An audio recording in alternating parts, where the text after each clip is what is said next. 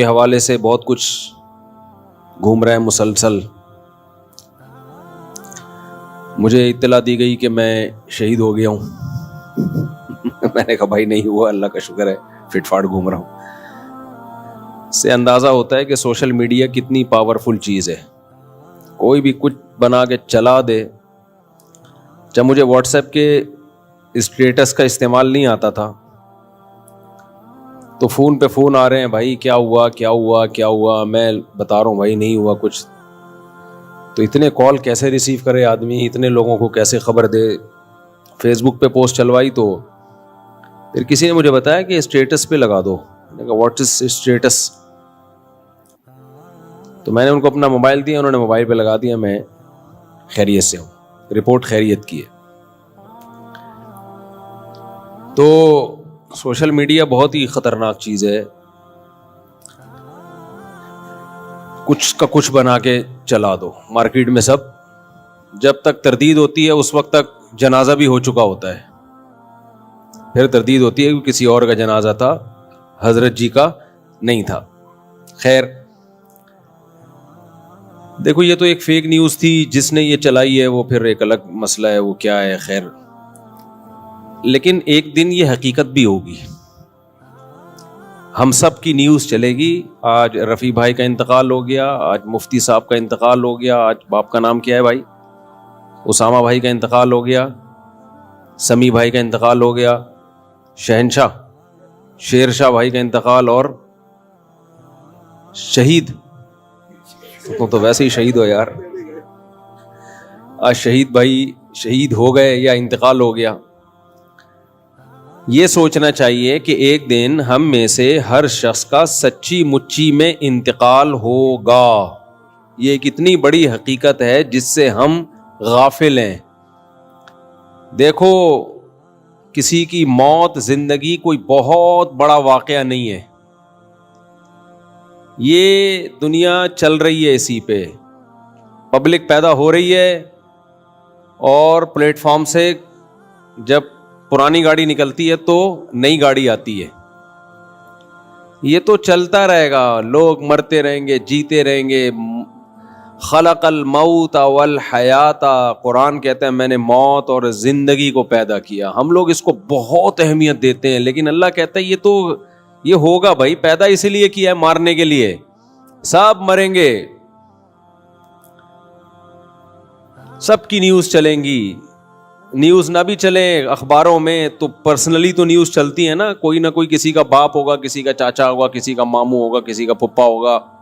آج پھپھا کا انتقال ہو گیا. میں ایک دن سوچ رہا تھا بیٹھ کے کہ میری زندگی میں کون کون سے ایسے لوگ جن کی میری زندگی میں بڑی ویلیو تھی وہ دنیا سے جا چکے ہیں. ایک لمبی لسٹ سوچنا شروع کیا نا. ہمارے پڑوس میں رہتے تھے ہمارے والد صاحب کے دوست, علاقے کے کونسلر بھی تھے, اسلام صاحب نام تھا ان کا, بہت اچھی پرسنالٹی تھی. ہم ان کے گھر جایا کرتے تھے, کھیلا کودا کرتے تھے. ایک دن خبر آئی اسلام صاحب کا انتقال ہو گیا, ہارٹ اٹیک ہو گیا. ارے بھائی اتنی بڑی خبر تھی ہمارے لیے وہ یار. ابھی تو کل تو بیٹھے ہوئے دیکھا تھا ان کو, ان کے بچے بھی, ان کے بیٹے بھی. توقع نہیں تھی ان کو, بہت سخت اسٹریس میں گئے, ڈپریشن میں گئے. تھوڑے دنوں میں اجمیری بھائی ہمارے پڑوس میں رہا کرتے تھے, ہٹے کٹے جوان آدمی تھے, بالکل فٹ فاٹ, 35 سال عمر ہوگی. میں تھا, مجھے اطلاع آئی کہ بھئی اجمیری بھائی کا انتقال ہو گیا. بھائی ہم نے کہا اجمیری بھائی کا ہو نہیں سکتا انتقال یار, اجمیری بھائی تو فٹ فاٹ. نہیں جی انتقال ہو گیا. کیسے ہوا جی؟ ہارٹ اٹیک ہو گیا. ہماری گلی میں ہی سامنے شوکت بھائی رہا کرتے تھے, بہت لمبا قد تھا ان کا. صف میں جب کھڑے ہوتے نا پتہ چل جاتا یہ شوکت بھائی ہیں. کچھ لوگ ہوتے ہیں نا ایکسٹرا آرڈینری, لمبے تڑنگے سے ہوتے ہیں, وہ اپنے قد سے مشہور تھے. یعنی شوکت بھائی کی شوکت ہی اسی سے تھی, شان و شوکت قد کی وجہ سے. ان کی عمر ہوگی میرا خیال ہے 30 سال, 25 سے 30 سال. ترکی گئے پڑھنے کے لیے تو والدین بھی بڑے خوش تھے, چلو ہمارا بیٹا بھی ٹرکی جا رہا ہے, پڑھائی مکمل ہوگی, وہاں سے اچھی جاب مل جائے گی. اطلاع کی جی ان کا انتقال ہو گیا. ارے بھائی کیسے ہو گیا؟ کلاس میں بیٹھے ہوئے تھے, اچانک ہارٹ اٹیک ہوا. تو پھر ان کی ڈیڈ باڈی آئی, جوان بیٹے کی موت. تو میں سوچ رہا تھا نا, سوچتے سوچتے اتنی موتیں. پھر ایک دن ہم بیٹھے ہوئے, جی ہمارے تایا کی خبر آئی, جی ان کا انتقال ہو گیا. ابے بھائی ہمارے تایا کا انتقال. اب ہماری دادی روئے جا رہی ہیں کہ بھائی ابھی تو مل کے گئے تھے, پتہ چلا جی ہارٹ اٹیک ہوا ہے. اچھا, میرے والد صاحب اور میرے تایا میں بڑی محبت تھی, تو جب تایا کو دفنایا ہے تو میرے والد صاحب کو بہت رونا آ رہا تھا قبر پہ. 2-3 سال کے بعد والد صاحب کا انتقال ہو گیا. بعض دفعہ آپ میت پہ رو رہے ہوتے ہیں, آپ کو نہیں پتا ہوتا 2-4 سال کے بعد کس کا نمبر ہے بھائی, ہمارا نمبر ہے 2-4 سال, زیادہ ٹائم نہیں ہے. اچھا, اسی کے درمیان ہماری دادی کا بھی انتقال ہو گیا.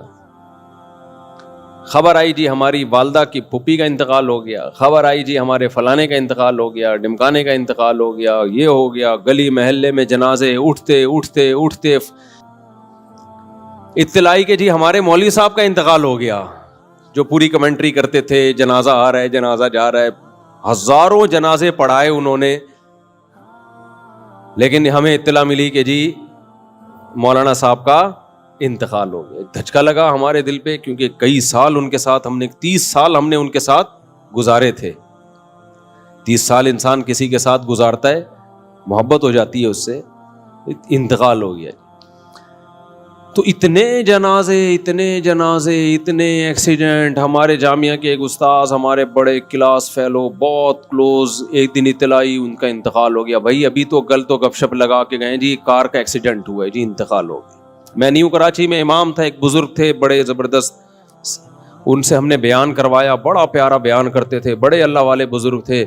اگلی دفعہ میں نے رابطہ کیا, پتہ چلا جی انتقال ہو گیا. ابے بھائی کیسے انتقال ہو گیا؟ جی وہ اندرون سندھ کہیں گاڑی میں جا رہے تھے, ایکسیڈنٹ ہوا, انتقال ہو گیا. تو انتقال پر گورنمنٹ کی طرف سے کوئی پابندی بولو نہیں. آپ کو یہ کیا بیان لے کے بیٹھ گیا بھائی؟ یہی تو بیان ہے. موت موت موت موت, الموت لیس منہ الفوت. ہر چیز سے بھاگ سکتا ہے انسان, موت سے کسی کا باپ بھی نہیں بھاگ سکتا. اور بہاریوں میں مشہور ہے کہ جب انسان کی موت آتی ہے تو اونٹ پہ بیٹھے ہوئے آدمی کو بھی کتا کاٹ لیتا ہے, حالانکہ کوئی تک نہیں بنتا. کنوینس کا کتنا بڑا پرابلم ہے, آپ سوچو. کتے کے لیے کنوینس کے بغیر اونٹ تک پہنچنا آسان ہے, کس قدر پرابلم کی چیز ہے نا. لیکن کتا پہنچ جاتا ہے بغیر کنوینس کے. باقاعدہ اس کو گاڑی لگوانی پڑے گی, کتے کو سیڑھیاں لگوانی پڑیں گی اوپر جانے کے لیے, لیکن پہنچ جاتا ہے. کتے کے قد کو دیکھو اور اونٹ کے دیکھو, لیکن جب انسان کی موت آتی ہے تو کتا پہنچ جاتا ہے وہاں تک. اور بھی بہت واقعات ہیں اپنی زندگی میں. فلاں کا انتقال, فلاں میری والدہ کا انتقال ہوا, والد صاحب کا انتقال ہوا, نانا کا انتقال ہوا, نانی کا انتقال ہوا. اور ابھی 2-4 منہ میں آنے لگے تھے, لیکن اللہ کا شکر ہے وہ زندہ ہیں. وہ بولیں گے ہمیں کیوں مار رہا ہے, اللہ ان کو زندگی دے. صحیح نا, ہماری دعائیں ہیں. تو میری بڑی ہمشیرہ کا انتقال ہوا, ان کی عمر بھی زیادہ نہیں تھی, بریسٹ کینسر ہوا. ایسے اسٹیج پہ پہنچ کے پتا چلا کہ بچنے کی امید ختم. ڈاکٹر نے بتا دیا بھائی یقینی موت ہے. کچھ دن پہلے ایک صاحب ملنے کے لیے آئے, تو ایسے ہڈیوں کے ڈھانچے بنے ہوئے تھے, جوان آدمی تھا. کہتا مجھے کینسر ہے اور ڈاکٹروں نے کہہ دیا کہ آپ کی موت واقع ہو جائے گی. بہت بیچارے کی حالت خراب تھی. اطلاع گئی 1-2 مہینے میں کہ اس کی انتقال ہو گیا ہے. تو بھائی بات یہ ہے کہ موت ایک ایسی چیز ہے جس سے ہم بھاگ نہیں سکتے, سب نے مرنا ہے. ڈاکٹر کیا کہتے ہیں آپ دیکھیں یوٹیوب پہ جب سرچ کریں نا, اینٹی ایجنگ, بڑھاپے سے روکنے والی دوائیں, بڑھاپے سے روکنے والی خوراک, کہیں بھی یوٹیوب پہ لکھا ہوا ہوگا, فوراً دل چاہتا ہے انسان کلک کرے, یار کون سی چیز ہے جو ہمیں بوڑھا ہونے سے روک سکتی ہے. تو ساری دنیا کے سارے ڈاکٹر, سارے حکیم اس پر متفق ہیں کہ آپ بڑھاپے کے پروسیس کو سلو کر سکتے ہو, بریک بولو نہیں لگا سکتے. یہ نہیں ہو سکتا کہ بڑھاپے کو آپ نے بریک لگا دی, روک دیا. نہ, یہ ہو سکتا ہے کہ آپ نے 60 سال میں بوڑھا ہونا تھا تو بہت زیادہ صحت کا خیال کیا تو اب 70 میں بوڑھے ہو رہے ہو, بہت زیادہ خیال کیا تو 80 میں جا کے ہو رہے ہو. یہ نہیں ہو سکتا کہ 60 سال میں آپ رک جاؤ, آپ کا ایک بال سفید تھا تو اب ایک ہی رہے, نا نا نا نا نا, 40 سال کی عمر میں ایک بال سفید ہوتا ہے. جوان آدمی کہتا ہے یار ایک بال ہے, نوچ کے نکال دو, پتہ ہی نہ چلے ہوا کیا. ایک دن اٹھتا ہے صبح کو دوسرا بال بھی سفید, کہتا ہے یار اس کو بھی نوچ لو, اب کیا ہے, اس کو بھی نوچا, پھر اتنے سفید, کہتے ہیں نوچاؤں گے تو گنجا ہو جاؤں گا بھائی. پھر وہ کلر لگانا شروع کرتا ہے, پھر نیچے سے سفید بال بتا رہے ہوتے ہیں کہ کلر ہے یہ, کیونکہ جب جڑوں سے بال اگتے ہیں نا وہ بتا رہے ہوتے ہیں کہ یہ اوریجنل نہیں ہے. مچھلی کھاتا ہے, یہ کھاتا ہے, وہ کھاتا ہے, جو مرضی کر لو میرے بھائی, ایک دفعہ جب سفیدی آنا شروع ہوئی, سفیدی کی بریکیں کیا ہیں, فیل. سفیدی کی بریکیں فیل ہیں, پھر نہیں ہوتی. تو پیغمبروں کی یہی تو دعوت ہے بھائی.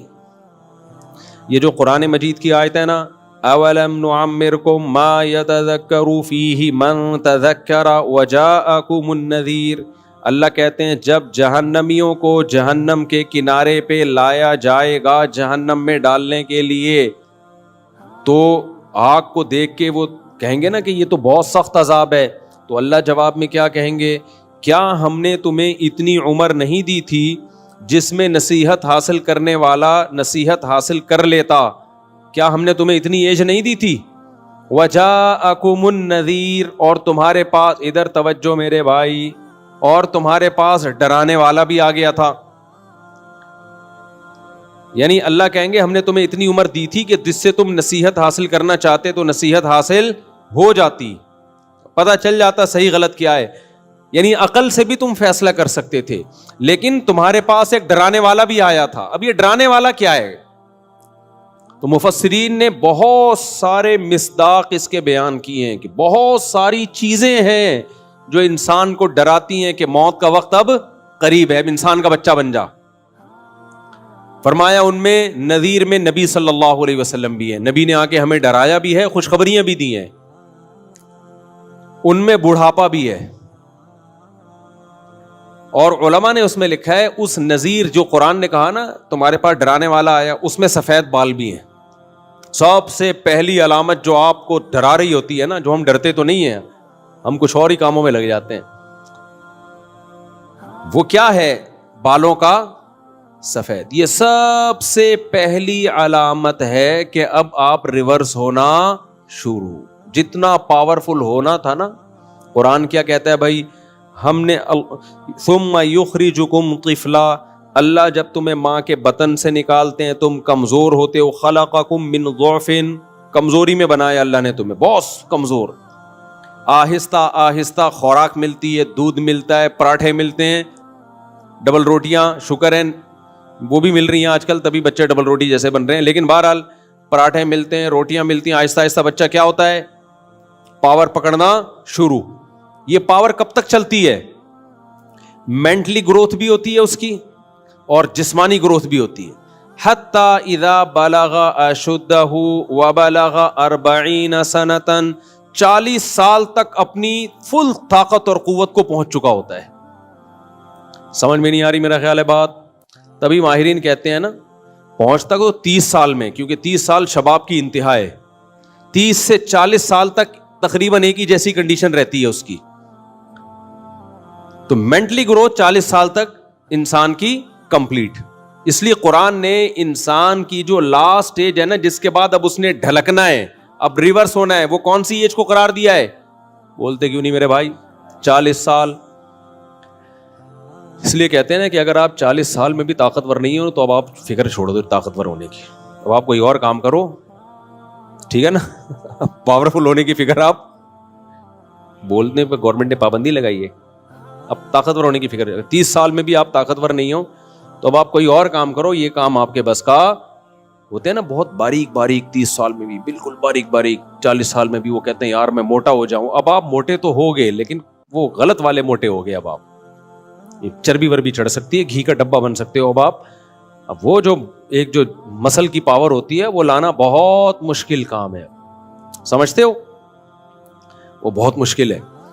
تو بلغ اشدہ 40 سال تک پہنچا تو اب یہاں سے ریورس ہونا. میڈیکل سائنس بھی یہی کہتی ہے بھائی 40 سال کے بعد اب آپ واپس. کتنا زور لگا لو اب آپ کہ میں واپس نہ جاؤں. واپس کا کیا مطلب؟ وَمَن نُعَمِّرُهُ نُنَكِّسْهُ فِي الْخَلْقِ. قرآن کہتا ہے جس کو ہم عمر دیتے ہیں ہم اس کو خلق میں واپس ریورس کرتے ہیں. ریورس میں طاقتور ہوگا یا کمزور ہوگا؟ کمزور. دماغی کمزوری بھی، جسمانی کمزوری بھی. تو واپس. تبھی آپ دیکھو جب انسان واپس ہونا شروع ہوتا ہے، کمر جھکنا شروع. بچپن میں کیسے چلتا تھا؟ بچے جب چلتے ہیں نا، ایک پاؤں ادھر جا رہا ہے ایک پاؤں.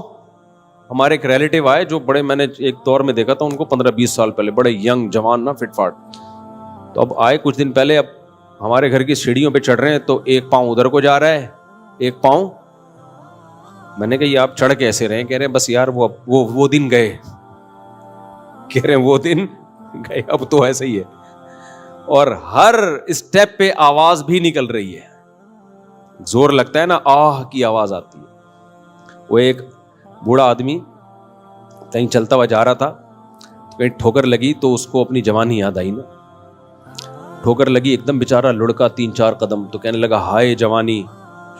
پھر دیکھتا ہے کوئی دیکھ تو نہیں رہا. پھر آہستہ سے کہتا ہے بھائی تو نے جوانی میں کون سے تیر مار لیے تھے. تو آہستہ آہستہ انسان کیا ہونا شروع ہوتا ہے؟ ریورس. اور پھر ہر آنے والا دن اس کو تڑپاتا ہے. حضرت مجذوب رحمۃ اللہ علیہ نے کہا تھا نا، تجھے پہلے بچپن نے برسوں کھلایا. انسان کی زندگی کے 15-20 سال تو کھیل کود میں گزر جاتے ہیں، اس میں تو کوئی ہوش ہی نہیں ہوتا. جوانی نے پھر تجھ کو مجنوں بنایا. جوانی جب ہوتی ہے تو پھر عشق معاشقوں میں لگتا ہے. بڑھاپے نے پھر آ کے کیا کیا ستایا. سارے جو بل نکلنا شروع ہوتے ہیں وہ کب ہوتے ہیں؟ بڑھاپے میں. اجل تیرا کر دے گی بالکل صفایا. جب موت آئے گی نا تو اس بڑھاپے کو بھی یاد کرے گا کہ یار کم از کم احساس تو تھا نا، کچھ کھانے پینے کی تھوڑی بہت لذت کا احساس ہو جایا کرتا تھا. تو بھائی اسی کا نام دنیا ہے. اسی لیے آدم علیہ الصلاۃ والسلام سے لے کر سید الانبیاء محمد صلی اللہ علیہ وسلم تک تمام پیغمبروں نے ایک دعوت دی ہے، لا تحب الدنیا. دنیا سے محبت بولو مت کرو، دل مت لگاؤ دنیا سے. دیکھو کچھ گناہ تو ایسے ہیں جو سوسائٹی میں گناہ سمجھے جاتے ہیں.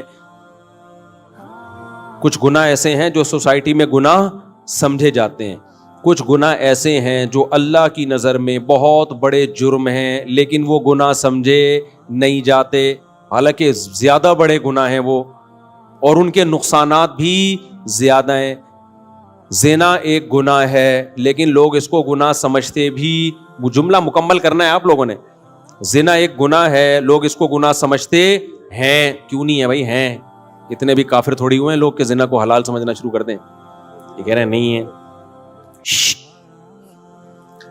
زنا ایک گناہ ہے، لوگ اس کو کیا سمجھتے ہیں؟ گناہ. نماز چھوڑنا گناہ ہے، لوگ اس کو کیا سمجھتے ہیں؟ گناہ. حج فرض ہوا آپ نے نہیں کیا، یہ گناہ ہے، لوگ اس کو کیا سمجھتے ہیں؟ گناہ. داڑھی کاٹنا بھی معذرت کے ساتھ کیا ہے؟ گناہ ہے. اب تک تو گناہ سمجھتے تھے، اب کچھ اسکالر آ گئے جنہوں نے اس کو گناہ کی فہرست سے نکال دیا، ورنہ گناہ ہے، پہلے بھی تھا، اب بھی ہے، آئندہ بھی رہے گا، نبی کا حکم ہے. اسی طرح میرے بھائی بد نظری کرنا، فحش فلمیں دیکھنا، یہ گناہ ہے، لوگ اس کو گناہ سمجھتے ہیں. سود کھانا گناہ ہے، لوگ اس کو گناہ سمجھتے ہیں. دنیا سے محبت بہت بڑا گناہ ہے، لوگ اس کو گناہ سمجھتے ہی نہیں ہیں. بلکہ وہ دنیا کی محبت جو ان کے دل میں ہوتی ہے اس کو بھی یہ نہیں سمجھتے کہ ہمارے دل میں محبت ہے. وہ کہتے کہاں ہے؟ نہیں آئی میرا خیال ہے بات. وہ کہتے ہے ہی نہیں ہمارے دل میں محبت. اتنی ہے جتنی سب کے دل میں ہوتی ہے، تو ہمارے دل میں بھی اتنی محبت ہے. تبھی میں پھر ان سے کہتا ہوں میرے بھائی آپ کے دل میں دنیا کی محبت ہے، آپ اس کو گناہ سمجھو پہلی بات. تو وہ کہتے ہیں کیوں سمجھیں، اس میں کیا خرابی ہے؟ ہر اچھی چیز سے محبت ہوتی ہے، تو دنیا بھی بڑی اچھی چیز ہے، تو کیوں محبت نہیں ہوگی میرے بھائی؟ اس کا مطلب ان کا کانسیپٹ محبت کے بارے میں کلیئر نہیں ہے. بھائی جب شریعت کہہ رہی ہے لا تحب الدنیا، کہ دنیا سے محبت مت کرو، تو اس کا مطلب کہ بری چیز ہوگی نا. کیا ہو گیا میرے بھائی؟ تو اگر اس کے بارے میں آپ کو کوئی اشکال ہے کہ یار محبت نہ کرو تو پھر کیسے چلیں دنیا میں؟ اگر میرے بھائی کسی کاروباری آدمی کو دکان سے محبت نہیں ہوگی تو وہ دکان چلائے گا؟ بولتے کیوں نہیں؟ تبھی لوگ تو پھر علماء پہ اعتراض کرتے ہیں، ایک طرف یہ کہتے ہیں دنیا سے محبت نہ کرو، دوسری طرف جاپان کے دورے ہو رہے ہیں ان کے، دنیا سے محبت یہ جرم ہے۔ اب سوال یہ پیدا ہوتا ہے کہ اگر دنیا سے محبت جرم ہے، اچھا دیکھو جتنے بھی گناہ ہیں نا وہ ڈپریشن پیدا کرنے میں اتنے معاون مددگار نہیں ہے۔ دنیا سے محبت ایک ایسا گناہ ہے جو سب سے زیادہ اسٹریس اور ڈپریشن پیدا کرتا ہے۔ یہ کچھ گناہ ایسے ہیں نا جس کی سزا انسان کو دنیا میں ملتی ہے۔ کیا خیال ہے بھائی؟ ہیروئن پیو گے، آخرت میں ٹھکائی بعد میں ہوگی، دنیا میں سزا پہلے۔ وہ کیا سزا ہے؟ تھوڑے دنوں میں ہڈیوں کا ڈھانچہ بن جاؤ گے، کالا رنگ ہو جائے گا، منہ سے بدبو آئے گی، مرے ہوئے ملو گے کسی پائپ کے برساتی نالے کے اندر سے۔ یہ دنیا کی سزا ہے۔ کیا خیال ہے؟ جسم تڑپتا ہے، خراب ہوتا ہے۔ تو کچھ جرم ایسے ہیں جن کی سزا آخرت میں بعد میں ملے گی، دنیا میں پہلے مل، جیسے نشے ہیں، جو نشہ کرتے ہیں ان کو دنیا میں بھی برباد ہو جاتے ہیں، ڈپریشن میں بہت زیادہ، یعنی ڈپریشن سے مراد دماغ خراب ہونا، جب نہیں ملتی تو پریشان ہوتے ہیں۔ تو ایسے ہی خوب اچھی طرح سمجھو، دنیا کی محبت ایک ایسا جرم ہے جس کی اللہ دنیا میں سزا دیتے ہیں۔ وہ سزا کیا ہے؟ ڈپریشن، اسٹریس، بے سکونی۔ اس لیے اگر اپنی زندگی کو خوشیاں بھری بنانا چاہتے ہو نا، جنت تو آخرت میں بعد میں ملے گی، دنیا کو اگر جنت بنانا چاہتے ہو تو اللہ رسول نے جو حکم دیا کہ دنیا سے محبت نہ کرو، اس حکم میں اللہ رسول کو فالو کرو۔ سمجھتے ہو کہ نہیں سمجھتے؟